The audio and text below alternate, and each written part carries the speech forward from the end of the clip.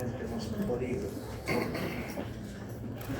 Bueno, entonces ahora les voy a hablar de la enfermedad inflamatoria intestinal. ¿Alguien tiene una idea de esa enfermedad?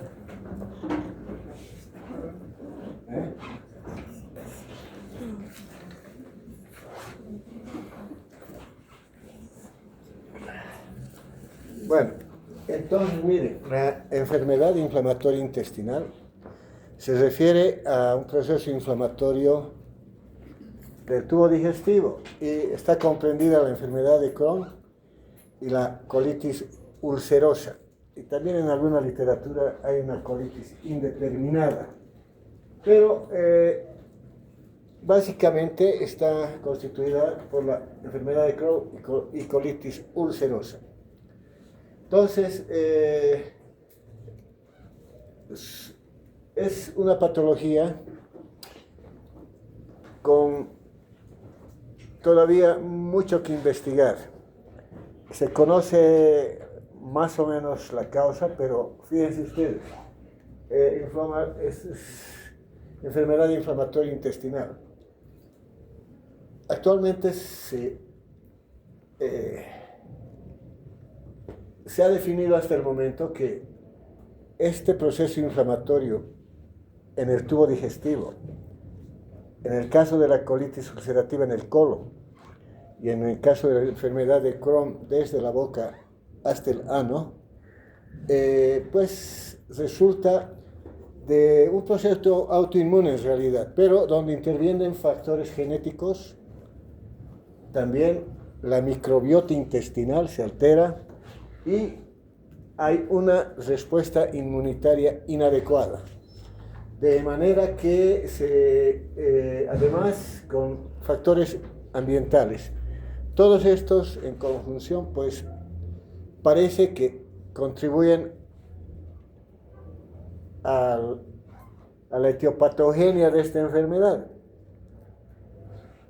Es una enfermedad que, pues en nuestro medio yo la he visto una vez, cuando trabajaba en emergencias, la enfermedad de Crohn.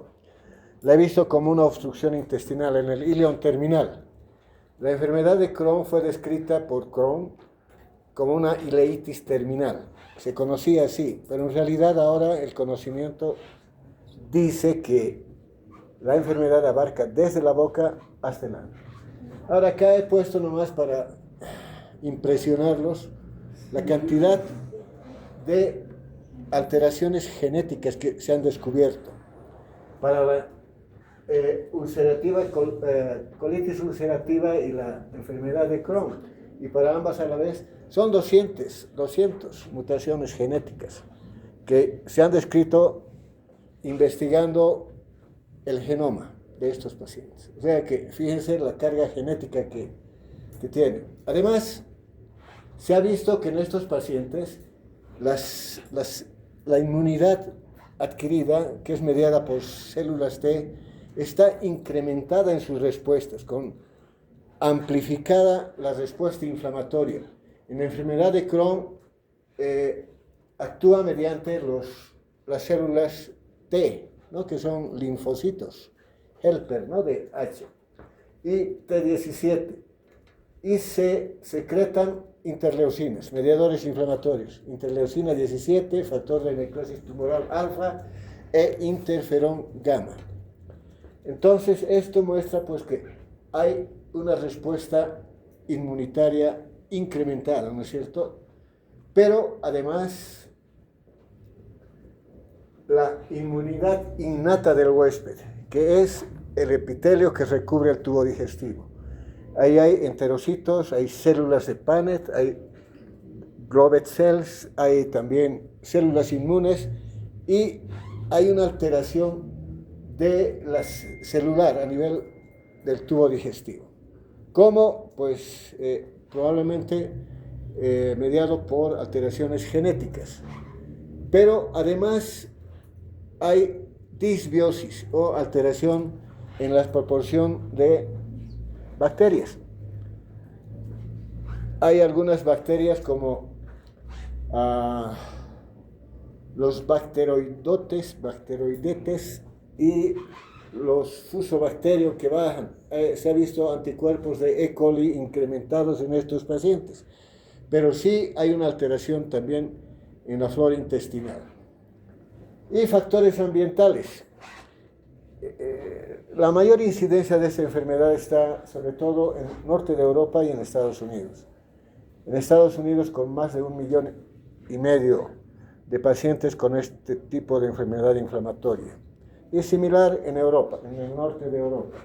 Como les digo, en nuestro medio, pues nunca he visto yo una colitis ulcerosa. Una vez he visto una enfermedad de Crohn. Pero parece que está aumentando la incidencia en África y Asia, donde no existía.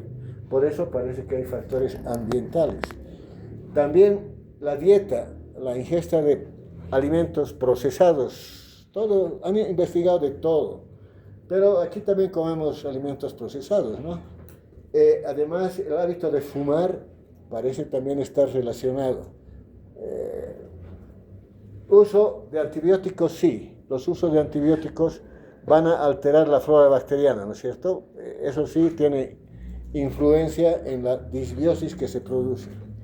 Y también el uso de antiinflamatorios no esteroideos. Parece que alteran la microbiota intestinal. Bueno, entonces, como verán, pues es complicado entender, hasta ahora no lo entienden los científicos. He visto varios artículos y se atribuyen, en uno de los artículos de una sociedad brasileña he visto que dicen es una enfermedad autoinmune, y es posible, ¿no es cierto? Que lo más lógico es que sea autoinmune, por lo que les acabo de explicar, de una respuesta inmunitaria alterada en relación a factores ambientales, a la disbiosis, también a factores de la inmunidad innata, que son las células. Bueno, como les decía, pues es una enfermedad de Estados Unidos, del norte de Europa, pero miren, puede afectar desde niños, pero la mayor incidencia de la enfermedad de Crohn está entre los 15 y 25 años, y de la colitis ulcerativa un poco más tarde, 25 y 35 años. De todos modos, son pacientes jóvenes, y por tanto esta enfermedad va a traer consecuencias o alterar la vida laboral, social, etcétera, de gente joven. Y además son enfermedades crónicas y recurrentes, con procesos de exacerbación y remisión. Entonces, en gente joven pues va a tener serios problemas. En género no hay predilección por ninguno, ambos géneros son atacados por la enfermedad, pero lo que sí es, yo sabía desde que fui estudiante, que los judíos tienen una alta incidencia. Entonces vean que tiene que haber un factor genético también, ¿cierto? Racial. Entonces la raza blanca, pero sobre todo los judíos, pero dice que está aumentando en los países asiáticos y también en los latinoamericanos. Si ustedes han visto alguno, por eso les pregunté al principio, de repente me dicen, sí, yo, acá en el Hospital General, etc. Yo trabajo ya casi 40 años en el Hospital Obrero, y pues solo una vez me he topado en emergencias con una obstrucción de intestino. Entonces, parece que también en los países industrializados es donde mayor incidencia hay. Y en el campo, en áreas rurales, hay menor incidencia. Entonces hay factores ambientales, pero ¿cómo los pueden comprobar científicamente? No, pues no sé, han hecho estudios, han buscado relaciones y esto es lo que publican. Bueno, básicamente la enfermedad de Crohn se caracteriza, ambas enfermedades tienen síntomas parecidos. La enfermedad de Crohn y la colitis ulcerativa básicamente se caracterizan por diarrea, ¿no? Deposiciones líquidas. Se caracterizan por dolor abdominal. En la enfermedad de Crohn habitualmente es una diarrea acuosa. ¿Puede tener sangre? Sí, cuando la enfermedad de Crohn afecta sobre todo el colon, en la parte distal, también puede haber diarrea acuosa y con sangre. Y habitualmente pérdida de peso, porque la enfermedad de Crohn afecta a muchos pacientes el intestino delgado. Bueno, puede ser duodeno también, puede ser estómago, por tanto hay alteraciones nutricionales. Entonces hay pérdida de peso. Bueno, la enfermedad de Crohn puede seguir diferentes patrones. Uno es fistuloso penetrante, el otro obstructivo fibroestenótico. Y miren, en el fistuloso penetrante es la enfermedad que tiene la causa principal de fístulas enterocutáneas espontáneas, ¿no? O sea, que no son posteriores a traumatismos ni a cirugía. Y en el 20 a 40% de estas fístulas o de este proceso inflamatorio que en la enfermedad de Crohn abarca toda la pared, es otra de las diferencias de la enfermedad de Crohn y la colitis ulcerativa. La enfermedad de Crohn afecta toda la pared intestinal y puede salir también a estructuras adyacentes y formar fístulas enteroentéricas, que son las más frecuentes. Pero también pueden haber enterovaginales, enterocutáneas. Las enterocutáneas dentro de las fístulas espontáneas, como les decía, son las más frecuentes. También, como atraviesan la pared, el proceso inflamatorio crea úlceras serpiginosas y profundas que pueden atravesar la pared y tener nosotros un paciente con síntomas de abscesos intraabdominales o regiones donde hay un proceso inflamatorio y que se puede palpar en el examen físico, ¿no?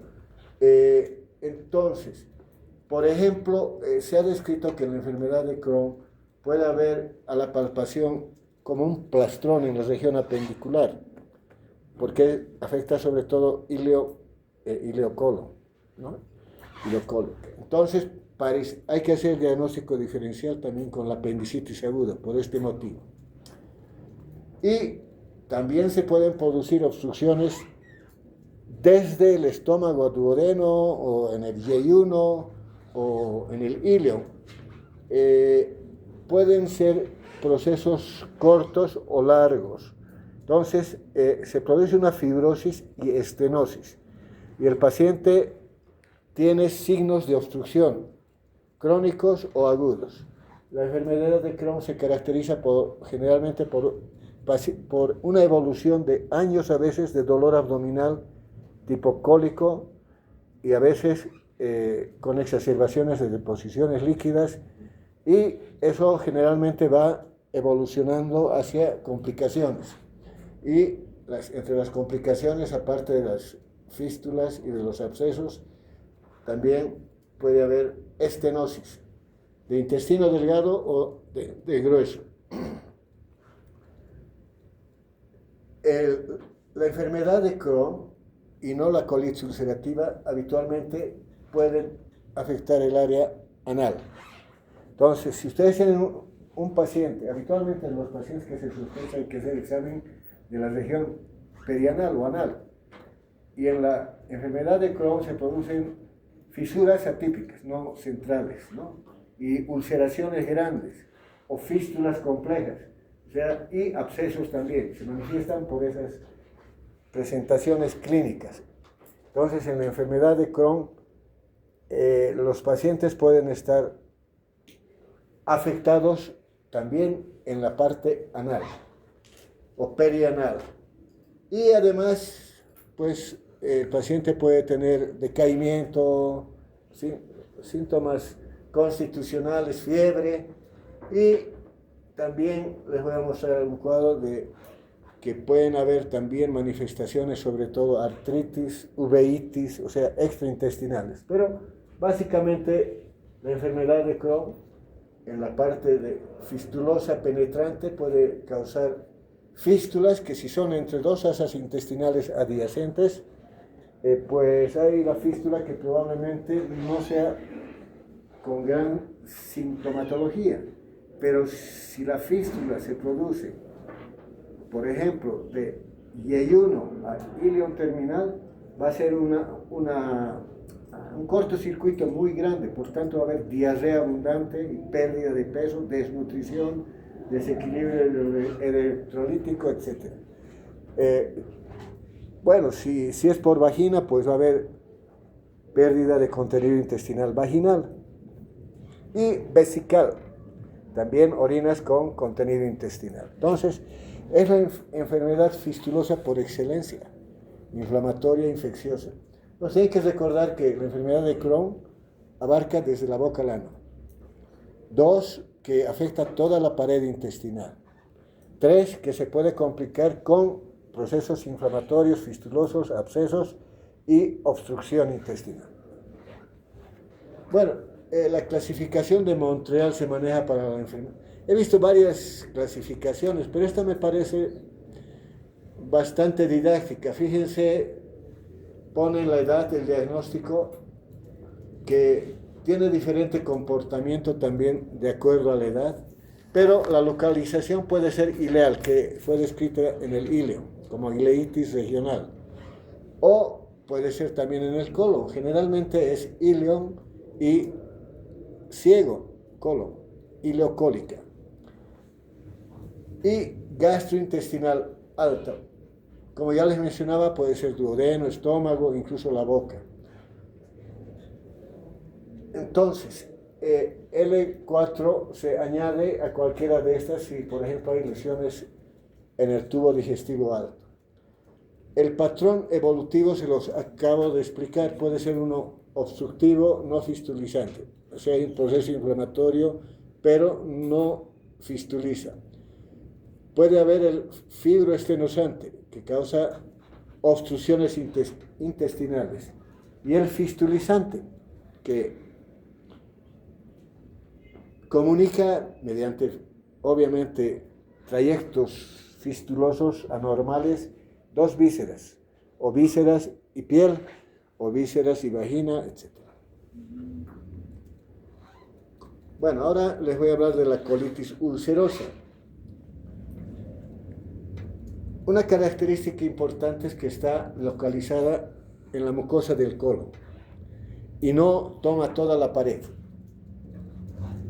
O sea, es una inflamación de la mucosa desde el recto hasta el ciego, puede ser, pero habitualmente puede empezar en la parte distal, pese a que he visto también que puede estar respetado el recto, pero puede ir tomando todo el colon. La gravedad de los síntomas, que en este caso se manifiestan también por diarrea, está con relación con el grado de inflamación. Cuanto mayor área de inflamación haya, obviamente va a ser más severa la diarrea. Estos pacientes pueden tener diarrea con sangre cuanto más extensión de la superficie de la mucosa esté tomada. Y si bien en la enfermedad de Crohn, entre el inicio de síntomas y el diagnóstico pueden pasar años, en esta pasan semanas o meses, o sea, es más pronto el diagnóstico porque los trastornos inflamatorios causan mayores problemas de diarrea con sangre en la mayoría de los pacientes. Y la gravedad del sangrado está obviamente en relación a lo que les decía. Puede ser un sangrado, incluso moco con sangre, cuando el proceso inflamatorio está solo en el recto, o puede ser un sangrado masivo que requiera una cirugía de urgencia. Entonces, hemorragia grave puede haber en un 10% de los pacientes. Y 1 a 3% de la población, por lo menos, tienen una hemorragia masiva en el curso de su enfermedad. O sea, es una enfermedad muy molestosa, ¿no? El paciente tiene diarrea día y noche, y cuanto más extensión, más severidad tiene, mayor la repercusión en cuanto al estado general del paciente. Puede haber también pérdida de peso, a pesar que en la enfermedad de Crohn es mayor la proporción de pacientes con pérdida de peso. Pero además se puede presentar la colitis fulminante o megacolon tóxico, que puede llevar a la perforación del colon. El colon se distiende y presenta el paciente síntomas sistémicos con hipertermia, signos de excitación peritoneal, taquicardia, y puede llevar a la perforación, que es también una indicación de un tratamiento urgente o de emergencia, ¿no es cierto? Bueno, la colitis ulcerosa por su extensión, entonces, como les decía, se llama proctitis ulcerosa cuando está localizada solo al recto. Colitis izquierda o distal desde el ángulo esplénico. Colitis extenso pancolitis y hasta ileón distal por reflujo es cuando la extensión va más próxima al ángulo esplénico, ¿no es cierto? Del ángulo esplénico hacia abajo es distal, y pancolitis todo el colon. Y por la severidad, cuando el paciente está sintomático o con el tratamiento no tiene molestias, pues se llama S0. S1 es leve, menor o igual a 4 deposiciones con o sin sangre al día, sin síntomas sistémicos o alteración de laboratorio. O sea, es leve porque el paciente solo tiene deposiciones con o sin sangre. Esto se ha alterado en lo que he pasado exportado de la manzanita pues al PowerPoint, ¿no? De otro sistema. En mi computadora no hago PowerPoint. Bueno, severidad 2, S2, moderada, 4 a 6 deposiciones. Ya aquí hay afectación del estado general y los marcadores inflamatorios están muy elevados. La PCR y la calprotectina, ya se los voy a también describir. Y severidad 3 o grave, miren, tiene más de 6 deposiciones con sangre al día, taquicardia mayor a 90 por minuto, fiebre, leucocitosis, anemia y marcadores igual muy elevados. La velocidad de eritrosegmentación puede estar más de 30 milímetros por hora. Entonces, estas dos enfermedades, ojalá solo se quedaran afectando el tubo digestivo. El problema es que también se ven eritema nodoso, los problemas dermatológicos, pero fíjense, las artritis son más frecuentes, ¿no? El porcentaje de artritis periféricas. También la afección de ojos hasta un 5%, con conjuntivitis, uveitis, epiescleritis, etc. Entonces, puede tener manifestaciones extraintestinales, aparte de lo que les acabo de describir, que es lo más típico o clásico, ¿no? Bueno, entonces, ¿cómo se diagnostica? Pues, como toda enfermedad, una historia clínica detallada.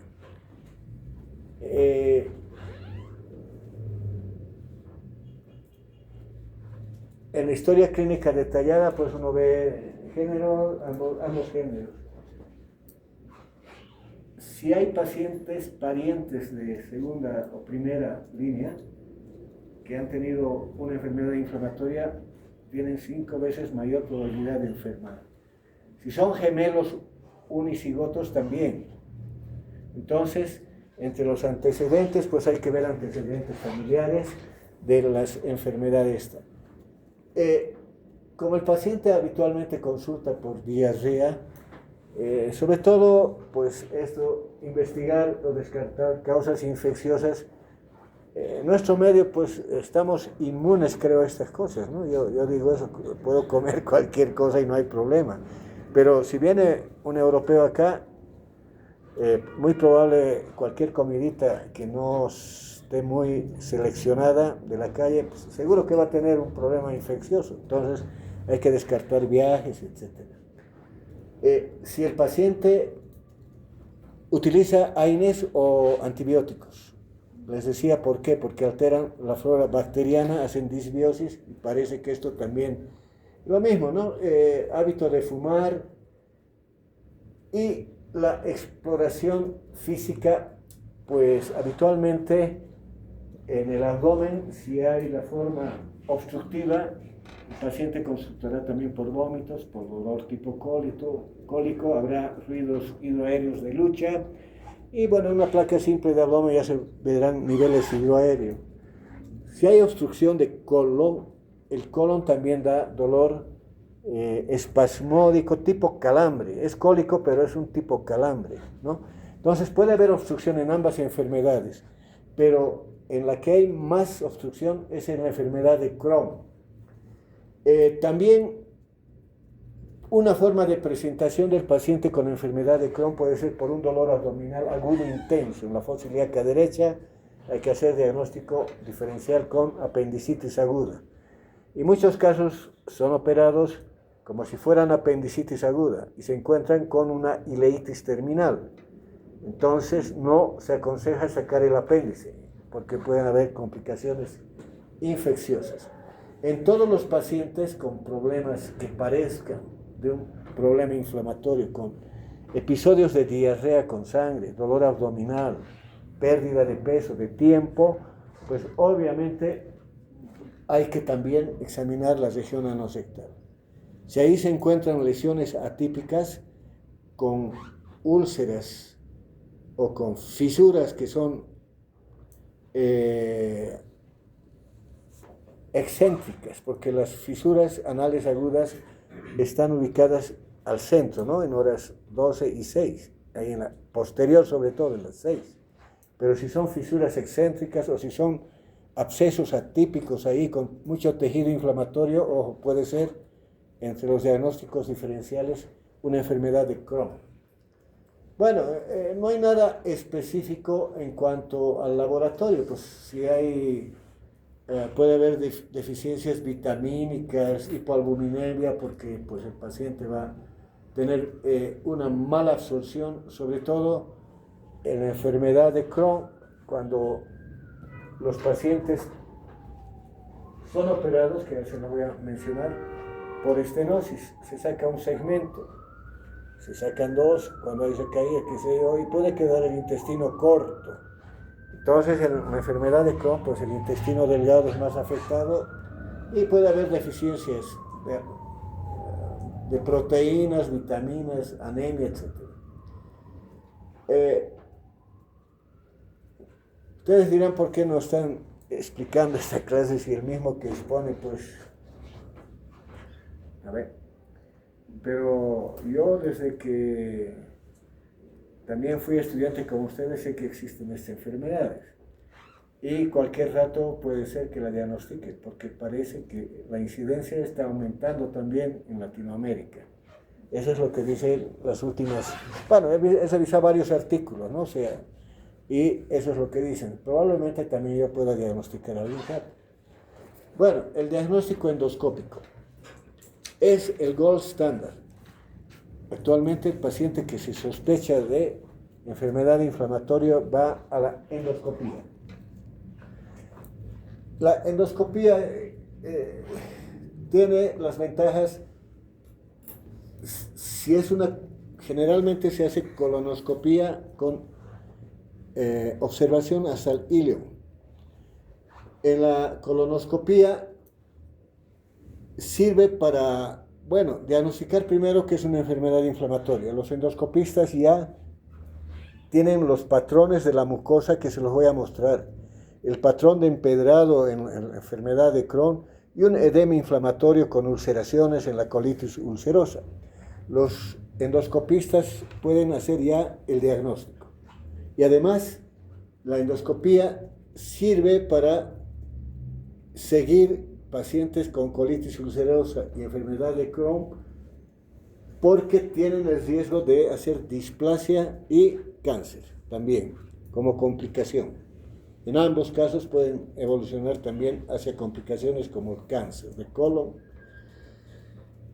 La endoscopía, aparte de observar la mucosa y las características del colon, o también digestiva superior, que no es indispensable porque generalmente está referida más hacia la parte ileocolónica, pues tienen las posibilidades de biopsiar. Tienen que hacerse varias biopsias.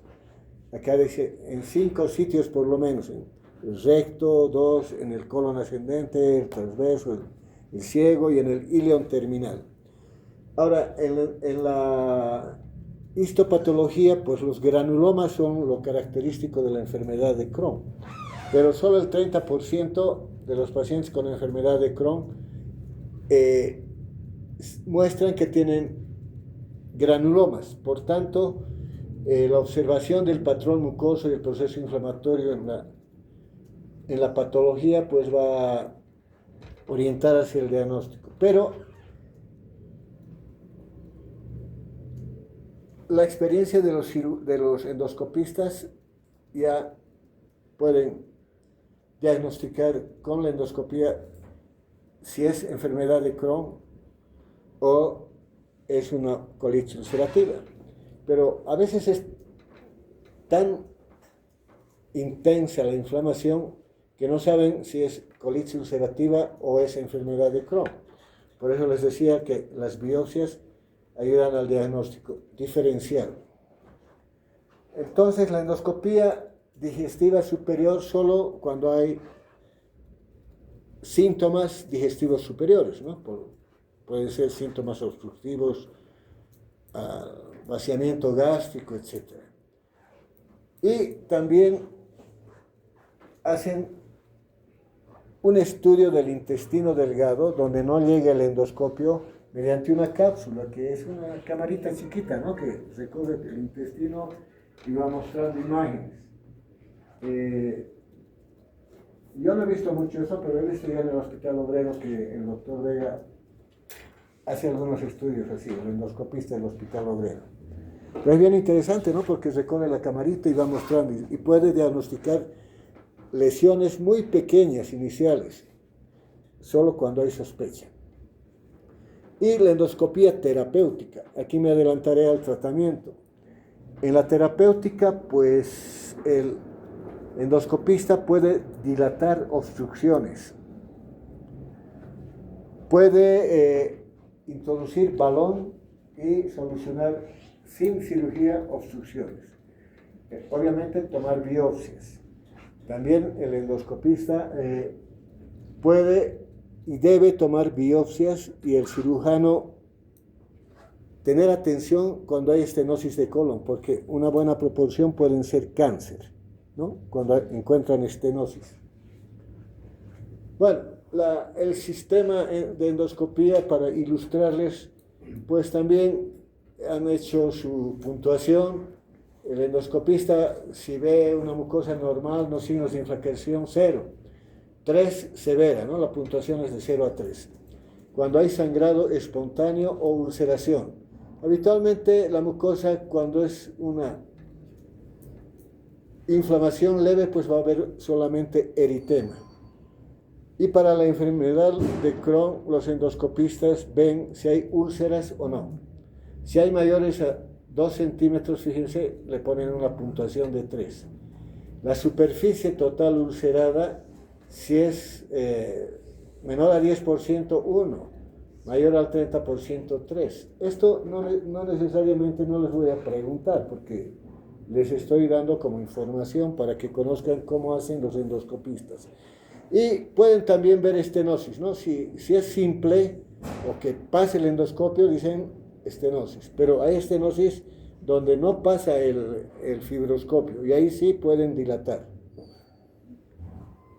Bueno, más interesante son imágenes de un artículo que dice endoscopía en la enfermedad inflamatoria intestinal.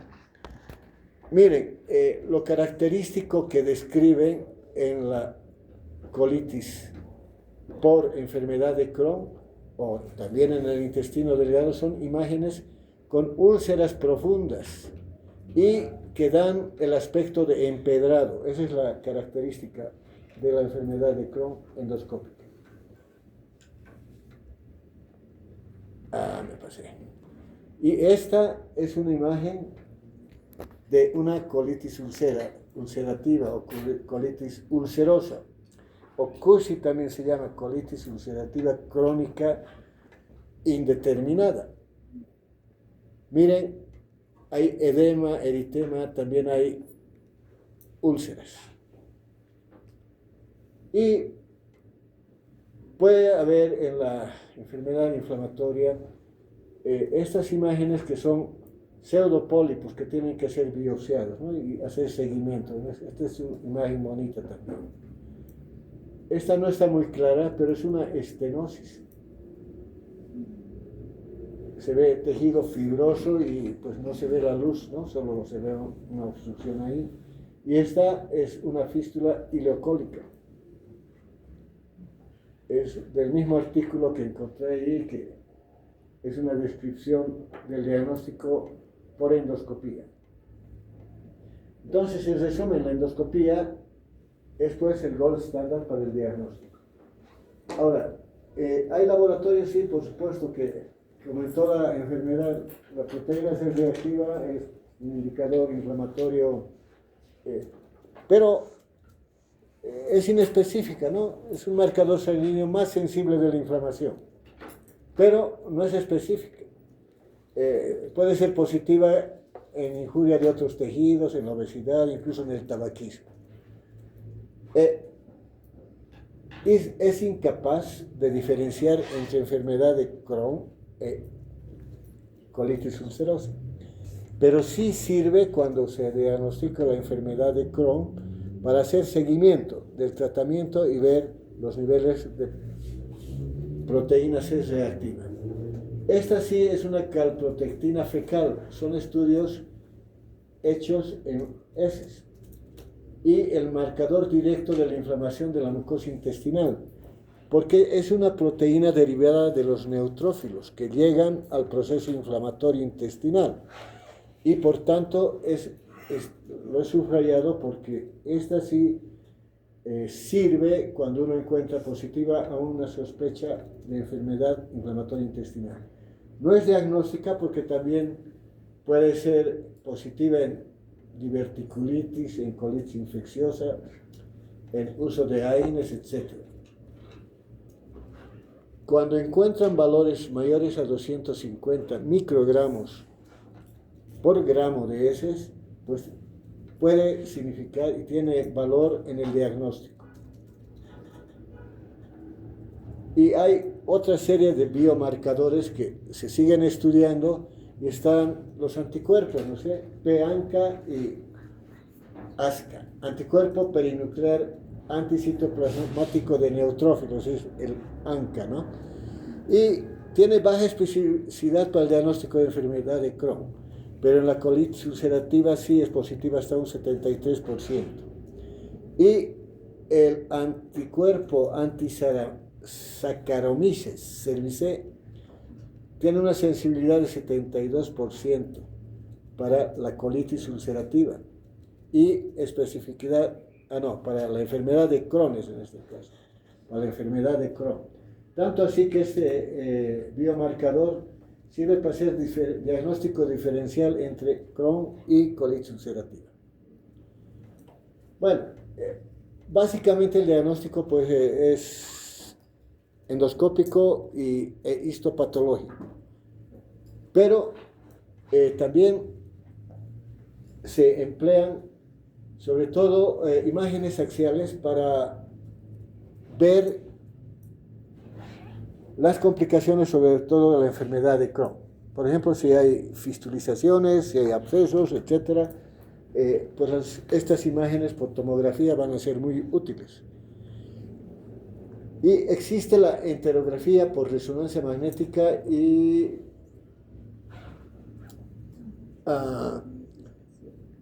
que sobre todo es más sensible para el diagnóstico o más clara, muestra imágenes más específicas para la enfermedad de Crohn, sobre todo en la región perianal, ¿no? O sea, la enterografía por resonancia magnética.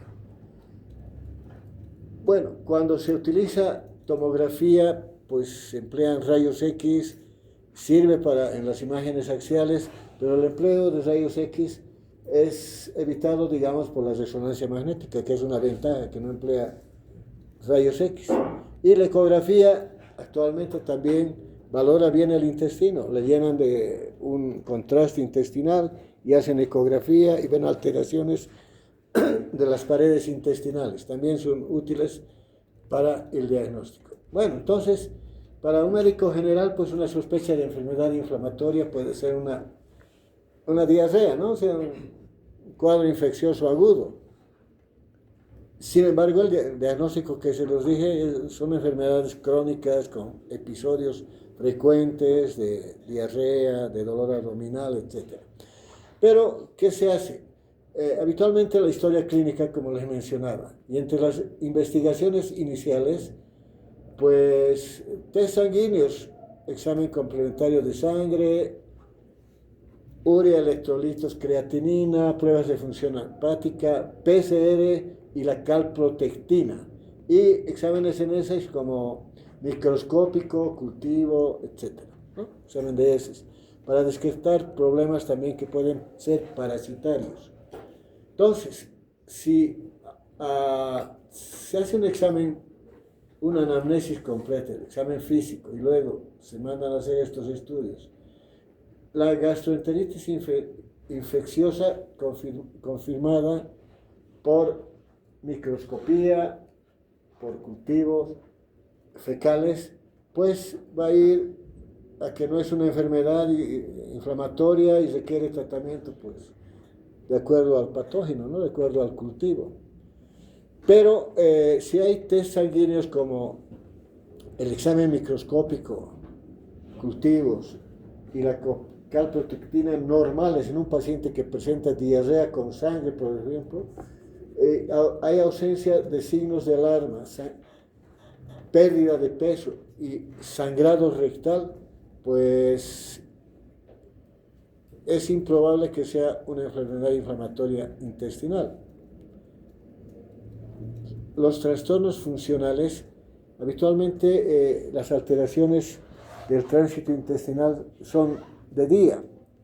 En cambio, en esta enfermedad inflamatoria, la diarrea es día y noche. Pero aparte, la calprotectina es negativa.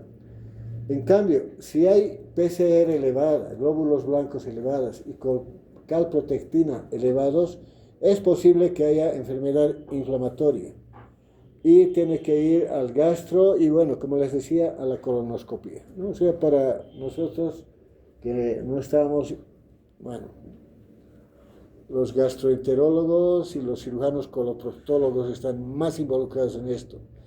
Bueno, los cirujanos generales también en la parte del intestino delgado. Bueno, me estoy extendiendo mucho, pero les voy a decir que el tratamiento de esta enfermedad es farmacológico, o sea, es médico. Y hay drogas para inducir y mantener luego la remisión de la enfermedad.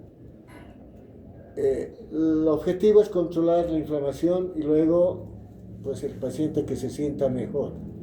Y esas son las drogas que se utilizan, derivadas del ácido 5-aminosalicílico, la sulfasalacina, la mesalacina, que son derivados del ácido 5-aminosalicílico. Estas dos drogas se emplean de acuerdo a la localización. Si está distal en el recto, puede ser por vía rectal, o también por vía oral cuando es una colitis ulcerativa leve o moderada. Estos derivados habitualmente no son adecuados para el tratamiento de la enfermedad de Crohn. Y luego, si no se controlan con medicación por vía oral o rectal, luego vienen los inmunomoduladores, que son la azatioprina y la 6-mercaptopurina, que son drogas inmunosupresoras en realidad, ¿no? Con estas probablemente haya remisión del cuadro. Y cuando el tratamiento de la enfermedad moderada o severa, de la enfermedad de Crohn o colitis ulcerativa sin respuestas, pues el metotrexate es una opción, sobre todo en la enfermedad de Crohn. Y hay otros fármacos biológicos, que son los de última generación, que se emplean finalmente en casos graves y que no responden al tratamiento farmacológico. Acá no están los corticoides. Los corticoides están también indicados en la enfermedad de Crohn, sobre todo, en ambas, pero para la inducción se puede emplear en la enfermedad de Crohn y luego se hace mantenimiento con otros. Bueno, ahí hay un cuadro grande de los corticoides, la prednisona, la sulfasalacina y la mesalacina, las tiopurinas, el metotrexato, lo mismo que les acabo de mencionar, pero aquí está un poco más detallado. Vamos a ver uno de, los derivados del ácido 5-aminosalicílico. Sirven para la inducción y mantenimiento, ¿no? A 3 a 4 gramos diarios. Para una remisión de una enfermedad leve, cuando se emplean estos dos y hay resistencia a los corticoides, se pueden usar tiopurinas y metotrexato. Y estas son las que no les había mencionado. Estas son drogas que son anticuerpos contra el factor de necrosis tumoral. Anticuerpos contra el factor de necrosis tumoral es una secreción que les mencioné al principio por alteración de la función de las células T, ¿no es cierto? Entonces hay drogas que son antifactor de necrosis tumoral, que son el adalimumab, son difíciles de pronunciar los nombres, fíjense, el infliximab, el vedolizumab y son drogas que son anticuerpos contra el factor de necrosis tumoral, que es un mediador inflamatorio. Y estas sí son más efectivas, digamos, cuando el proceso inflamatorio no ha cedido a las anteriores. Bueno, acá un poco va a ser más rápido y quizá más ameno, porque la cirugía pues es un recurso también en el tratamiento de estas enfermedades, las cuales, a pesar de un tratamiento médico optimizado, pues no remiten, ¿no? O tienen complicaciones. Después de 10 años de tratamiento, habitualmente un 9,2% de los pacientes con colitis y 26,2% de la enfermedad de Crohn van a requerir, incluso con terapia biológica, van a requerir cirugía. Entonces, la indicación de la cirugía está justamente en esos pacientes que no se curan con la enfermedad. En realidad, nunca se curan estos pacientes, no tienen curación, ¿no? Es una enfermedad crónica, inflamatoria, recurrente, y que muchos pacientes son resistentes a los corticoides, incluso en los que se emplean inmunomoduladores o estas drogas biológicas. Y el metotrexate, las 6-mercaptopurinas, tienen efectos colaterales, pueden inducir también formación de cáncer, ¿no? Porque son drogas inmunosupresoras. Entonces tienen sus efectos colaterales. Por tanto, si la enfermedad es refractaria al tratamiento médico, pues hay que planificar la cirugía. Y complicaciones asociadas, ya les mencionaba las complicaciones, entre ellas que haya cáncer, estenosis, fístulas, abscesos perianales, fístulas perianales, etc. Una enfermedad de Crohn. Y también hay necesidades de intervenciones urgentes, cuando hay sobre todo hemorragias masivas que no ceden al tratamiento médico masivo, o megacolon tóxico, o cuando hay perforación intestinal en la enfermedad de Crohn y hay una peritonitis, o abscesos peritoneales, ¿no? La cirugía a sus complicaciones. Bueno, las indicaciones para el tratamiento quirúrgico, pues refractaria al tratamiento displasia o neoplasia, bueno, se repitió esto. Si hay displasia en una mucosa, si hay estenosis, retardo del crecimiento. Otra de las características es el retardo del crecimiento en estas enfermedades. Cuando ataca a niños, no desarrollan, no crecen y no hay desarrollo psicomotor. Entonces, es una indicación también para la operación. Y los efectos adversos de la medicación, que todas las drogas tienen efectos colaterales, ¿no? Pero en este caso los inmunomoduladores y las drogas biológicas pues pueden inducir neoplasias, cáncer, incluso de piel, no melanoma. Bueno, entonces todas tienen la probabilidad de beneficiarse ahora con cirugía laparoscópica. Depende del entrenamiento y la experiencia del cirujano. Pueden hacer resecciones de ilion y colon y hacer anastomosis, todo por vía endoscópica, que obviamente tiene los mismos beneficios que cualquier cirugía laparoscópica que ustedes hayan visto. Menos agresión al organismo, menos tiempo de recuperación, etc. Obviamente los pacientes que han sido ya operados, reoperados, etc., pues es menos probable que sea laparoscópica. Bueno, la primera cirugía para la colitis ulcerosa fue la extirpación del colon y recto, se llama proctocolectomía. Entonces, si se elimina todo el colon, obviamente el paciente se va a aliviar de toda la sintomatología, las complicaciones, etc. Pero va a estar sometido a una ileostomía terminal. Entonces, esa fue la primera operación. Proctocolectomía con ileostomía terminal de Bruch. Es la exteriorización del ileo. Esa es la de Bruch, sin ninguna otra maniobra. Porque también luego han hecho las ileostomías continentes. Son artefactos que se hacen en el ileo terminal. Les voy a mostrar una imagen para que el paciente no use la bolsa, no se produzcan las erosiones de la piel, etc. Y pueda vaciar en forma programada la bolsa que se hace de ileo. Esas son las ileostomías continentes.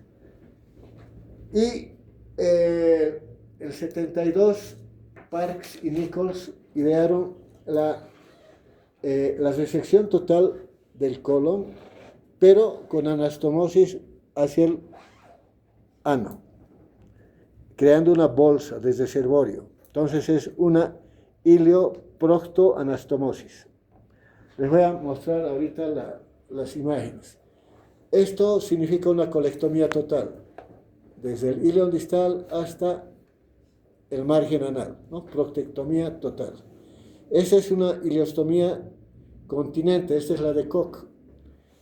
El ilion se pliega de esta manera y hace un reservorio, cosa que el paciente pueda vaciar su reservorio en forma programada y no estar todo el día con una bolsa que humedece, que suena, etcétera, etcétera, ¿no es cierto? Y esta es la ileostomía terminal, así solamente exteriorizando el asa intestinal y queda así como un hociquito. Pero la de Bruch es así, y esta es la de Koch. Entonces, el tratamiento quirúrgico de la colitis ulcerativa, pues, la primera cirugía, la proctocolectomía total. La colectomía total con anastomosis ileorectal es una opción, sobre todo cuando hay urgencia quirúrgica, cuando hay perforación, por ejemplo, con peritonitis. El problema es que como queda el recto, y el recto es parte del problema, es muy probable que haya una proctitis continua, con molestias continuas, y sobre todo desarrollo de cáncer. Por esto, esta cirugía casi ya está proscrita, no proscrita, pero solo se podría hacer en algún caso especial, pero casi no se debe hacer. Y esta es la proctocolectomía total con bolsa ileal anal y se llama proctocolectomía restauradora. Es la que mejor experiencia va a dar al paciente, porque va a eliminar la enfermedad de la colitis ulcerativa y va a permitir que el paciente evacúe dice que evacúan 4 a 6 veces y por vía normal. Entonces, solo tiene el problema de que hay deposiciones más frecuentes, pero queda libre de todo el proceso inflamatorio del colon. Entonces esta es la restauradora, ¿no? Se saca todo el colon hasta el margen anal y luego se fabrica una bolsa en forma de J y se une al margen anal a unos 2 centímetros superior a la línea ileopectina o al pecten. Aquí está la operación, miren, es el colon, chao colon. Queda el ilion, hacen una J ahí y unión. Este es el reservorio para que pues, el paciente pueda tener el menor número de deposiciones posible, ¿no? Porque de lo contrario, si unirían directamente, las deposiciones serían más frecuentes. Y pues hay variaciones, ¿no? Miren, pueden hacer en W o en S, pero esta es la más empleada, en J.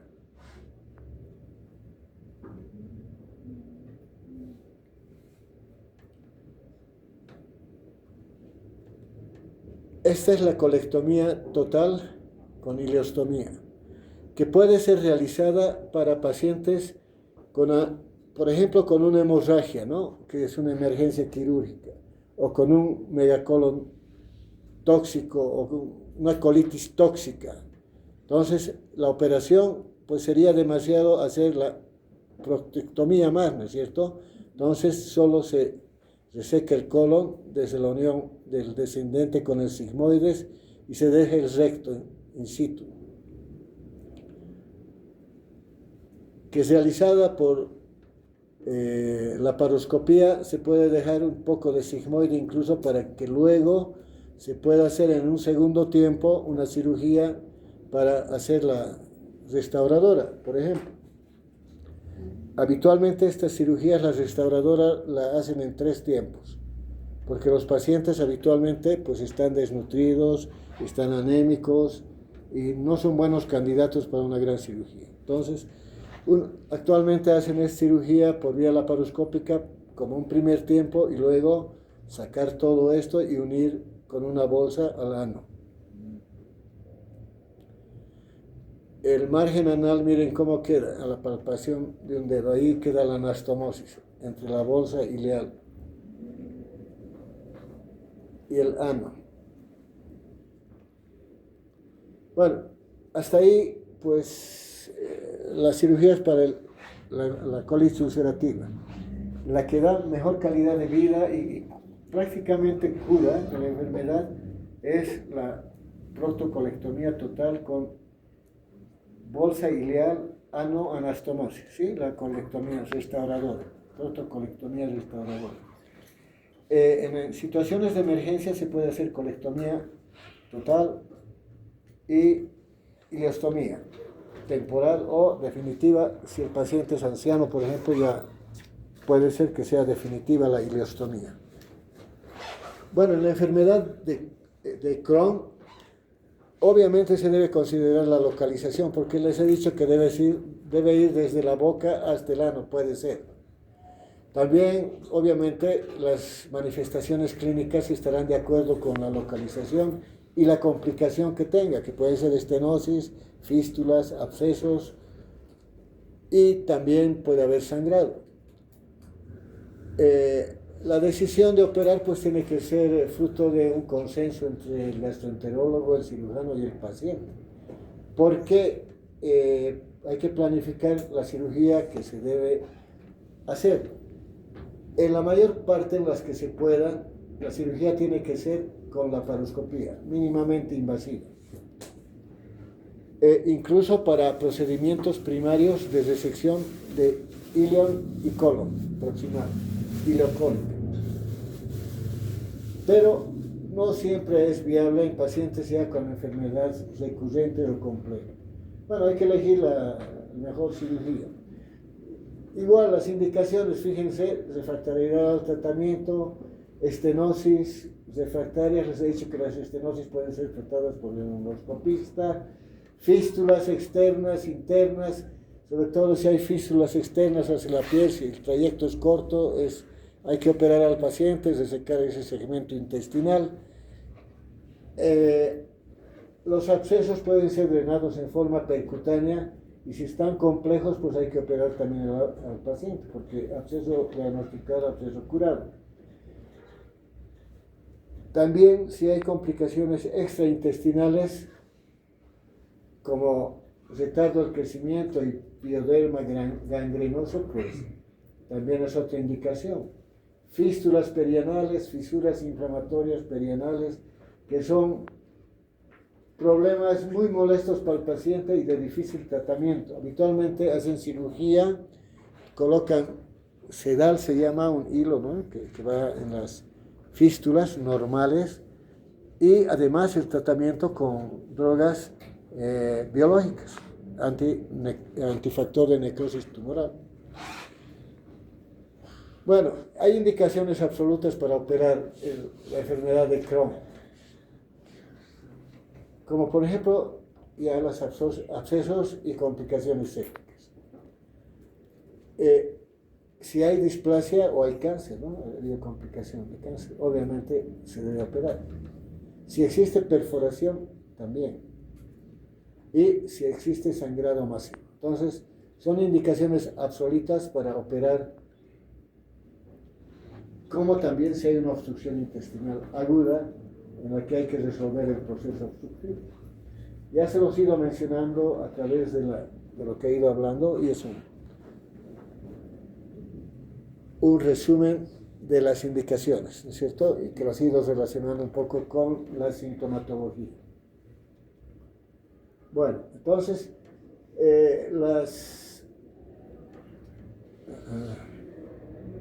las operaciones en la enfermedad de Crohn, cuando toma segmentos de intestino, se pueden hacer resecciones limitadas, incluso de colon.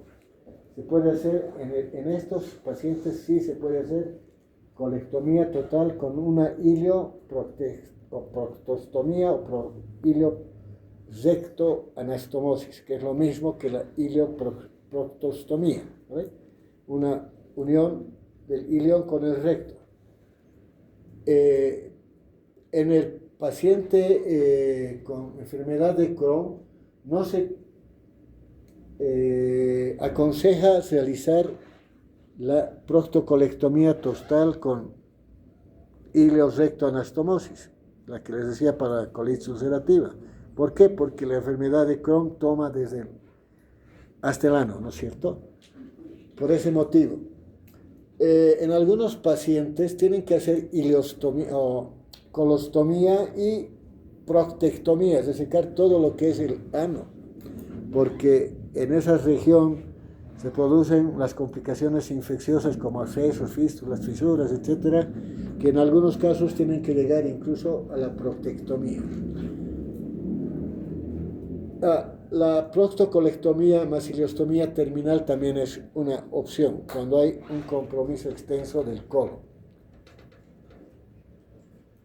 Bueno, y encontré también un artículo de la inteligencia artificial aplicada a la enfermedad inflamatoria, y me ha parecido muy interesante,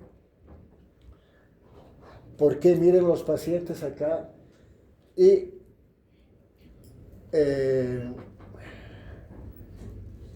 todo el sistema de información que le aportan a la computadora en base a recolecciones clínicas, de imágenes, de endoscopías, etc.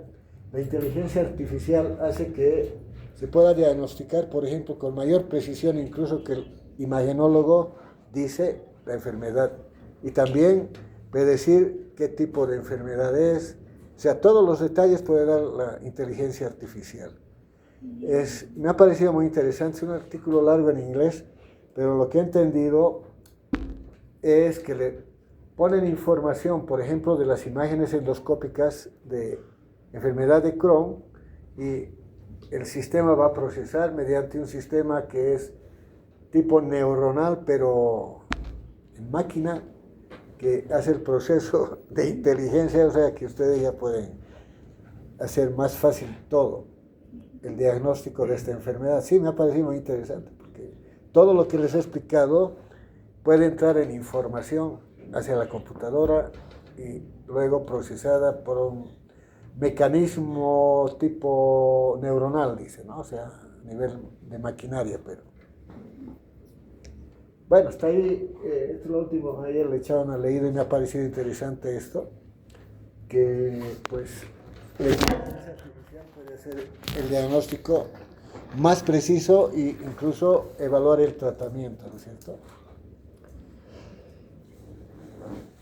Si tienen alguna pregunta, creo que me he extendido harto. Bueno, he tratado de también revisar varios artículos. Hay de todo. En Australia dice que hay gran cantidad de pacientes con enfermedad inflamatoria intestinal. Y un artículo australiano he sacado que los médicos generales lo que tienen que saber es que hay pacientes con molestias digestivas por proceso inflamatorio y pueden manifestarse como dolor abdominal, intermitente a veces, después más seguido a medida que se van complicando, diarreas, y si la diarrea es con sangre, ojo, y si hay enflaquecimiento, etcétera, hay que sospechar que puede ser una enfermedad inflamatoria intestinal y hacer una colonoscopia, que es el diagnóstico más probable. Y para el intestino delgado, obviamente, las imágenes por enteroscopía mediante resonancia magnética serían las más sensibles, pero la tomografía también, la enterografía por tomografía, ¿no? Que utiliza rayos X. Muy bien. Eso sí han visto que está relacionado con la enfermedad de Crohn.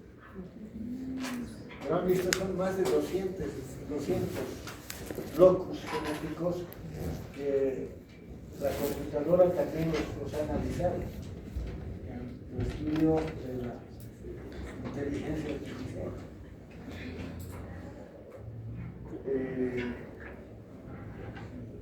Para la próxima vez que hable voy a leer más ese artículo. Es que está en inglés y yo leo nomás, no leo bien, 100%, tengo que ayudarme en cosas. Pero lo he leído anoche, un poco rápido, y me ha parecido muy interesante el uso de la inteligencia artificial. No sé cuánto estarán usando ustedes. ¿Usaron? ¿Sí? Sí, yo creo que voy